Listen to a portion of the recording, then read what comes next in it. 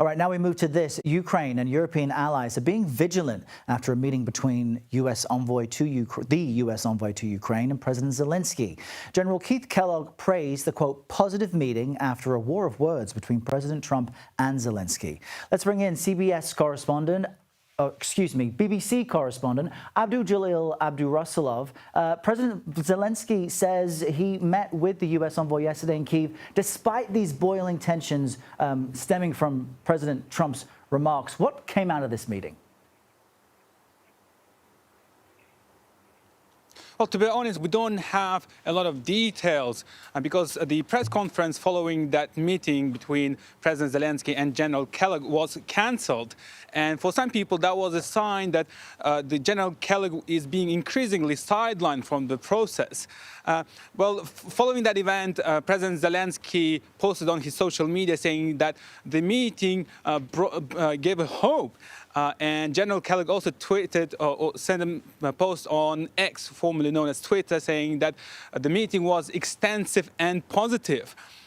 When he came here, he said that his mission was to listen, and the Ukrainian officials were very hopeful that he could deliver their message to Donald Trump, that they cannot trust Vladimir Putin, and that they have to have a joint plan. They need to discuss between the US, Europe, and Ukraine, discuss their positions, and only then approach Moscow and start negotiations with them. However, there are questions whether General Kellogg has ear of Donald Trump, because, as I said, yesterday the press conference was cancelled, and also earlier during the visit to Saudi Arabia, he wasn't there. So there are questions here whether he can convince Donald Trump to persuade him and pass on the messages that Ukrainian officials want here. And Abdujalil, you wonder what other options President Zelenskyy even has. Despite his frustration at President Trump's comments in regards to Russia, Europe is even divided on how it could back up Ukraine. So talk to us about the unique position Zelenskyy is in and how, in many ways, he's running out of choices. He is in a very delicate and difficult position, and in fact, when he was responding to the initial claims made by Donald Trump, he was actually carefully choosing his words exactly for the same reason, in order not to antagonize Donald Trump, and because he cannot afford losing an ally like the United States. This is the main ally of Ukraine, and Kyiv admits that without American military support, it will be extremely hard for them to continue their resistance to Russian aggression. Just a few examples. For the Patriot systems, air defense systems, the American air defense systems, they are already running out of ammunition and missiles for that, and they need more launchers and units in order to expand and improve their air defense capacity. But they're already facing these difficulties, and this weapon is the only weapon that can intercept hypersonic missiles, like Russian Kinzhal. So without American military support, certainly the airstrikes that Russia launches almost every day will be even more lethal than they are already. And there are also questions about ammunition. There are questions about the F-16 fighter jets. And if the United States withdraws its support for Ukraine, then all this may stop. Such an important point, Abdujalil Abdurasulov, joining us out of Kyiv. Thank you so much for those updates from Ukraine. We want to cross now to CBS News White House reporter Olivia Rinaldi. Olivia, there's such an interesting point made there about the air defense systems from Ukraine. What's the latest you're hearing from the White House on why they chose to cancel the press conference between Zelenskyy and Keith Kellogg? That's not an encouraging sign, or at least it seems like it's not. Well, it's interesting as this is all coming as these meetings are happening in a flurry. We're learning that that press conference between the two was scrapped. We're hearing from the Ukrainians, though, that it was at the request of the U.S. side to not do a press conference at the end of this and rather have just a quick photo op spray. There was a question asked to Zelenskyy at the end of that photo op op spray about how he's feeling, and he said he's in a fighting spirit. Interesting to note there.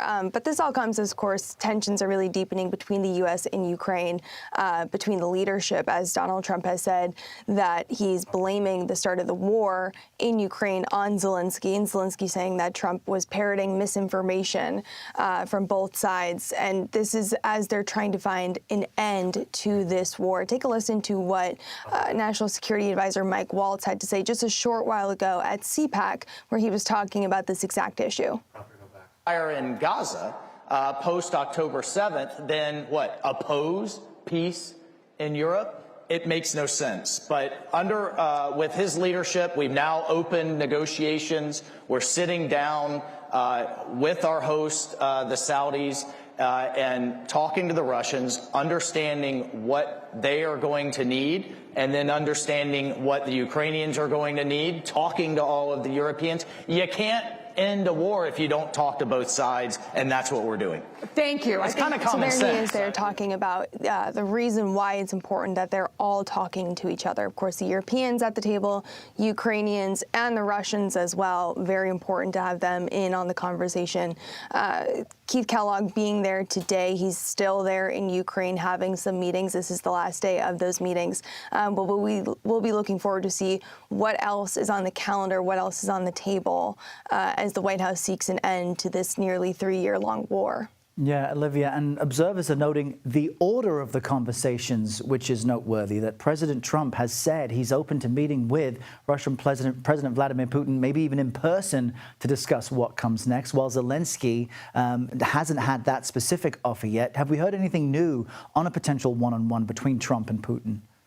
Nothing quite new yet. We heard from President Trump this week where he said he wants to meet with Putin perhaps this month. Putin's, the Kremlin, saying that a meeting could come this month as well. But of course, there's only 1 week left of this month. And we know next week, President Trump will be meeting with Emmanuel Macron, the French president, as well as Keir Starmer, the British Prime Minister, here in Washington next week. So meetings happening with European allies, not quite yet with Russian President Vladimir Putin.